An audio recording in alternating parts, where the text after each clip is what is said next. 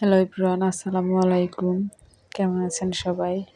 আলহামদুলিল্লাহ, আল্লাহর অশেষ রহমতে আমরা সবাই ভালো আছি। এখানে আমি গিয়েছিলাম, আমাদের বাসার কাছে একটা নতুন সুপার শপ হয়েছে, স্বপ্ন। রাত্রিবেলা হাঁটতে হাঁটতে বের হওয়ার পরে রাস্তার পাশেই দেখলাম এটা নতুন ওপেনিং হয়েছে আর কি। তাই একটু ভিতরে গেলাম, দেখলাম। বেশ কিছু কিনি নাই, আসলে কেনার উদ্দেশ্যে যাই নাই। তাই পরে এখানে এই যে এই লেক্সাস বিস্কুটটা নিলাম, আর একটা আচার বানাবো, যেহেতু আমের সিজন, আমের আচার বানানোর জন্য এখানে ভিনেগার নিয়েছি। তো এখানে এই লেক্সাস বিস্কুটটা 2টা কিনলে একটা ফ্রি। এই যে এগুলোই কেনাকাটা করে নিয়ে বাসায় চলে আসছি।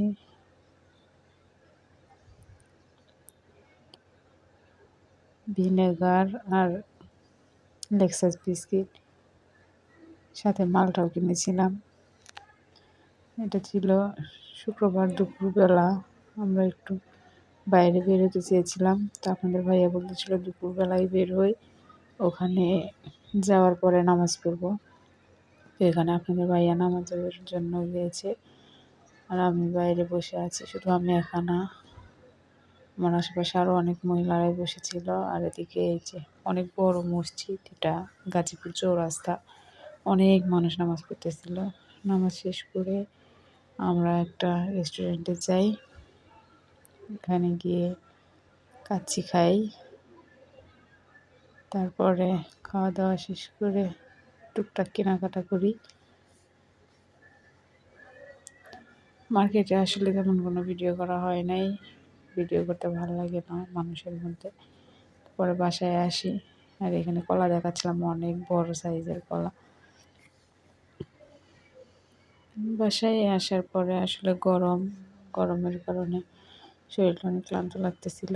আমার মার্কেট করা অবস্থাতে মার্কেটে ঘোরাঘুরি করতেছিলাম, তখনও আমি আর আপনাদের ভাইয়া 2বার শরবত কিনে খেয়েছি।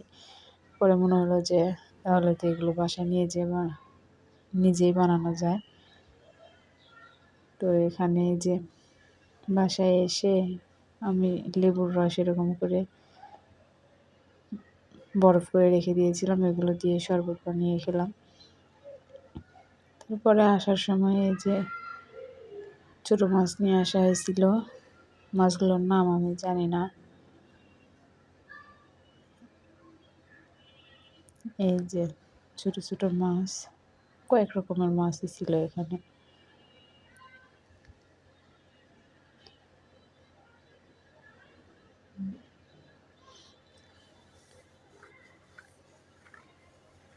তারপরে মাছ কাটাকাটি করে রান্না বসায় দিলাম।